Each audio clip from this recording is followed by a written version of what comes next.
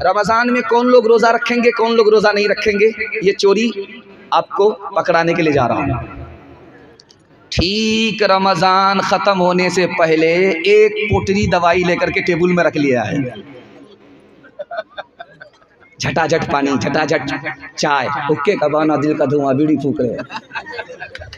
अब इधर से समधी आए, अल्लाह आप रोज़ा नहीं रखते, क्या कीजिएगा, देखिए ना ये दवाई है, शुगर अलग है, प्रेशर अलग है, ये अलग है, वो अलग है। ये सारा धोखा दुनिया से चलेगा, अल्लाह से नहीं चलेगा। वो तो दिलों का हाल भी जानता है। काले पहाड़ में काली रात में अगर चूटी चलती है तो उसकी आवाज़ ही नहीं, उसकी आहट को भी खुदा जानता है। और जानते हैं, ठीक रमज़ान से पहले अपने ख्याल को जाहिर कर रहे हैं दूसरे से, यार रोज़ा तो रख लेते, लेकिन सर्दी का रोज़ा होता तो रख लेते। ये गर्मी का रोज़ा है, 15-15 घंटे का होगा, हमारे बाप से नहीं होगा।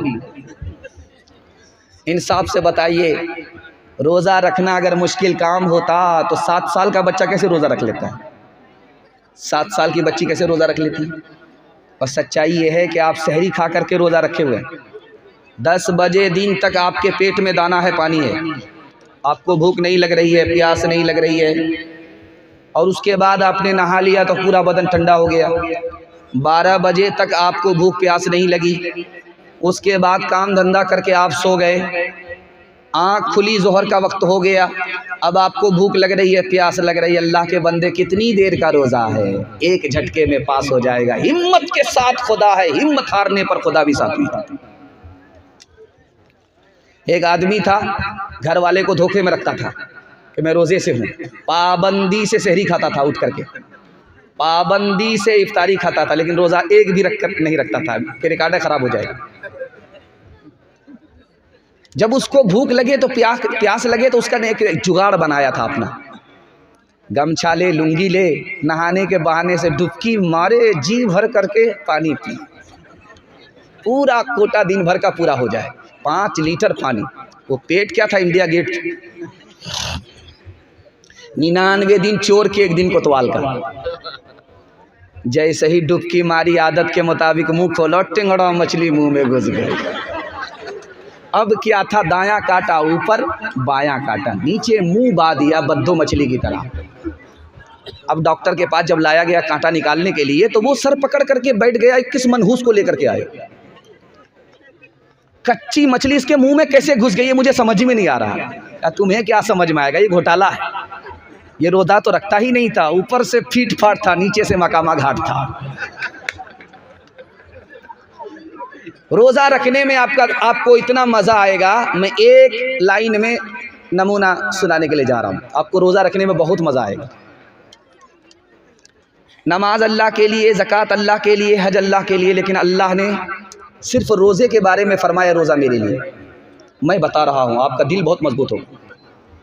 जब आदमी रोज़ा रखता है, खाना बंद, पानी बंद, बीवी से कोई मतलब नहीं, और रोज़ाना अल्लाह का यही हाल है।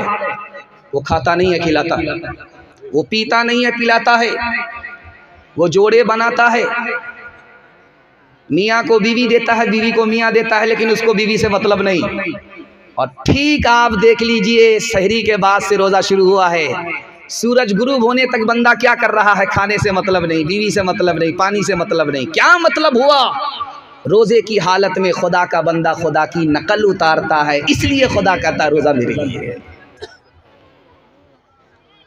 और एक बात सुन करके आपको बड़ी हैरत होगी, आपने नमाज पढ़ी, इसका बदला जन्नत है, आपने हज किया, इसका बदला जन्नत है, आपने ज़कात दिया, इसका बदला जन्नत है। रोज़े का बदला क्या है?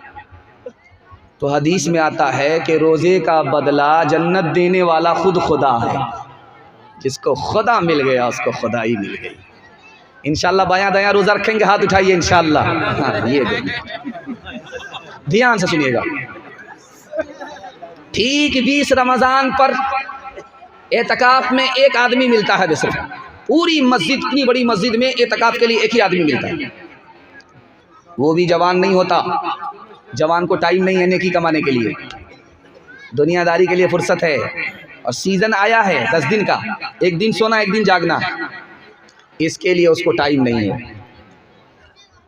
अब क्या किया जाता है, इस मोहल्ले में भी आदमी नहीं मिलता, उस मोहल्ले में भी आदमी नहीं मिलता, तो किसको बैठाया जाए एतकाफ में?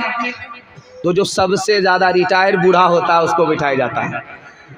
फ्री है, उसको कोई काम नहीं है उसको। और ऐसा बूढ़ा है जो अपना बोझ नहीं उठा पाता, वो मोहल्ले का बोझ उठाने के लिए खड़ा हुआ है। गौर कीजिए।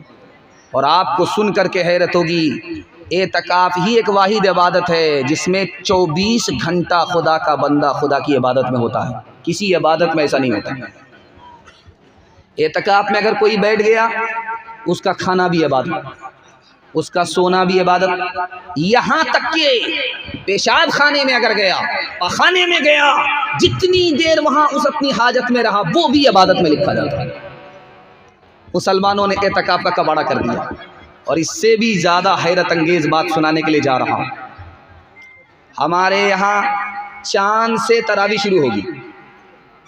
रमज़ान का चांद शुरू होगा, ईद के चांद पर तरावी ख़त्म होगी। ये कायदा है कि चांद से तरावी शुरू, चांद पर तरावी ख़त्म। लेकिन होता क्या है, 10 दिन तरावी में कुरान ख़त्म हुआ तो क्या समझते हैं, तरावी ख़त्म हो गई। अब क्या है, छुट्टी हो गई। जल्ले तू जलाल तू इस बला को टाल, बहुत बड़ा बोझ था सर का, हड़ेक था, ख़त्म, छुट्टी हो गई।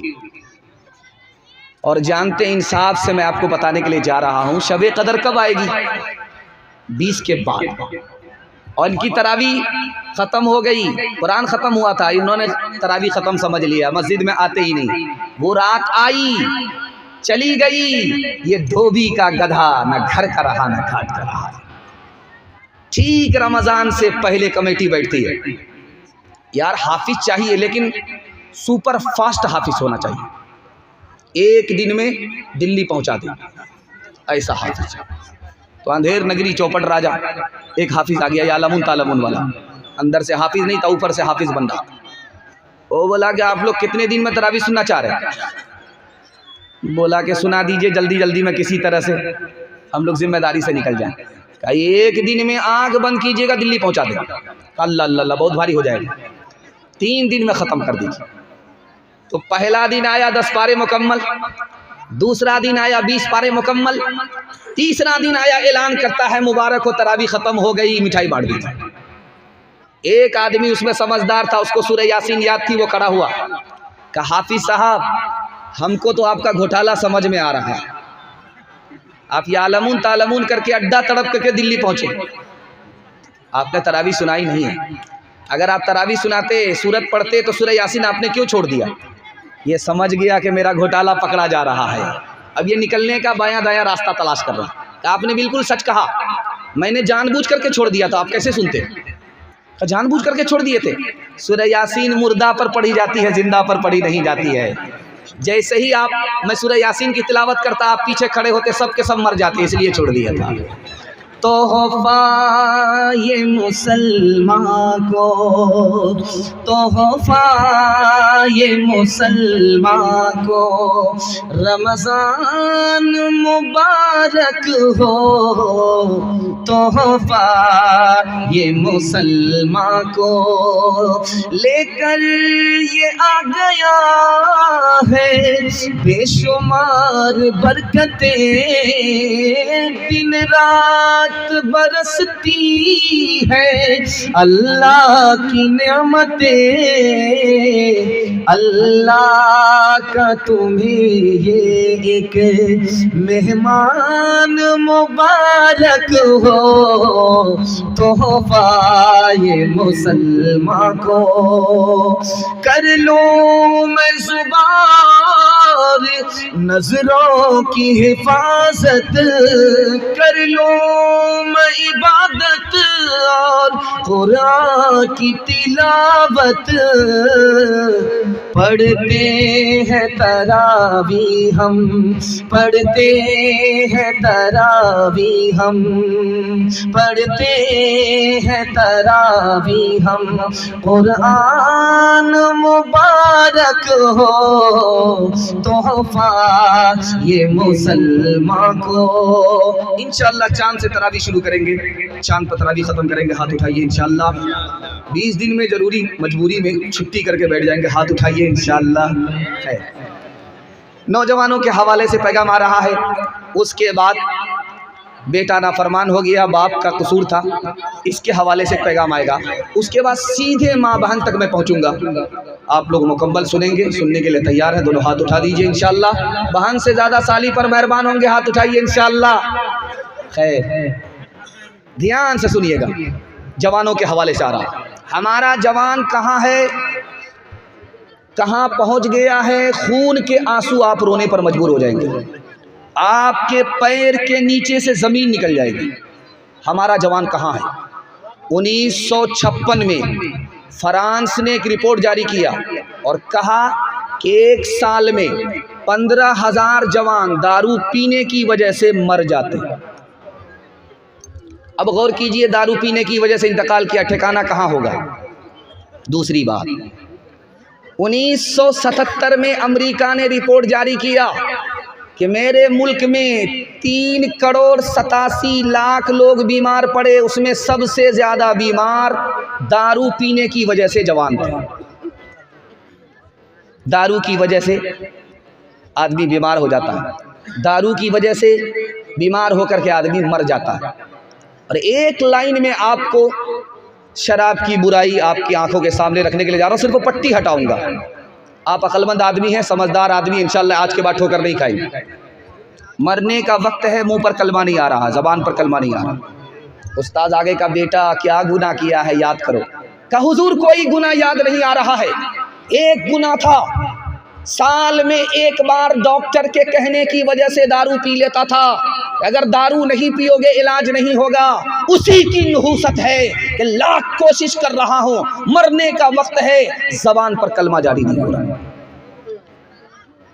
और दूसरी हालत दिखाने के लिए जा रहा हूं, जवान हमारा कहाँ है। 1967 में स्वीडन दुनिया का सबसे खुशहाल मुल्क है। अगर वहाँ 20 साल भी बैठ करके कोई खाए तो भी पैसा ख़त्म नहीं होगा। दुनिया का सबसे मालदार मुल्क, और उसमें होता क्या है, उस मुल्क में सबसे ज़्यादा खुदकुशी जवान करते हैं। अमेरिका दुनिया का सबसे ज़्यादा खुशहाल मुल्क है।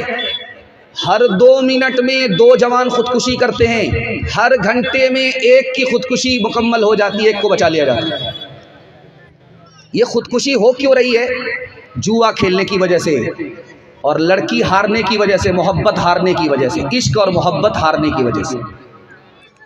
एक जवान का रिकॉर्ड था, 19 घंटा जुआ खेलता रहा, 19 घंटा, 75 लाख रुपए हार गया। अब उसकी आंख के सामने अंधेरा आ गया, पैर उठ ही नहीं रहा। मारे शौक के रिवाल्वर निकाली, सर पर गोली ठोक दी, न इधर का रहा न उधर का रहा। मैं हाथ जोड़ करके अपने जवानों से कहता हूं कि अगर तरक्की करना है तो 1 साल जुआ छोड़ करके दिखाइए, 10 साल के बराबर तरक्की।